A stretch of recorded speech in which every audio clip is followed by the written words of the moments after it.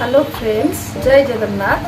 मु शुभश्री आपण मानक स्वागत करुछि मोर कुकिंग चैनल शुभश्री किचन को। चलंतु देरी न करी आरंभ करबा आज रेसिपी। बिना पियाज रसुण रे घुगुनी। मटर रे पानी, लूण, हलदी और तेजपत्र पकाई ताको सिझिबा पई 2-3 हुइसिल देई दबा। एबे मसला प्रस्तुत करिबा। मसला रे मो टमाटो, अदा और कंचा लंका नेछि याको मिसेइगी एबे बाटी दबा। प्रस्तुति प्रणाली। प्रथमे कड़ाई रे किछि रिफाइन तेल नेबा, सेथिरे सुखिला लंका और जीरा पकाइबा।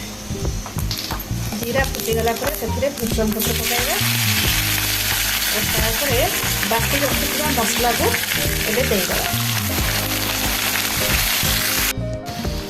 सेथिरे अल्प हलदी गुंड, लंका गुंड, जीरा गुंड और धनिया गुंड देई भल भाव मसला को कषिया।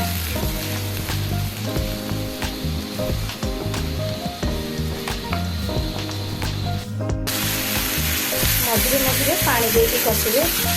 जेहेतु रसुण पियाज पड़नी मसला खूब जल्दी प्रस्तुत हो।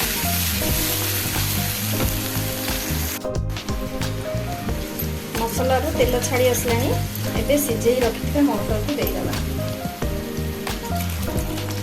आपण चाहिले एथरे आलू भी पकाई परंती। मटर टी सिझिथिबो किंतु गोटी गोटी ही रहिथिबो। ऊपर गरम मसला आ टिके कस्तूरी मेथी पकाई दबा। कस्तूरी मेथी को उषुम करी हाथ रे टिके गुंड करी पकाइबे और यहाँ को 2 मिनिट फुटापी छाड़देवे।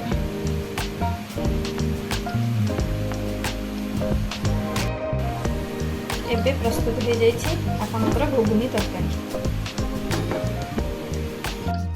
यहाँ को इडली, चकुली और रुटी सहित आपन खाई परिबे। आशा करुछि यह आपण माननकु निश्चय भल लागिबो। भल लागिले लाइक करिवे, शेयर करिवे और सब्सक्राइब करने को जमा भी भूलिबेनि।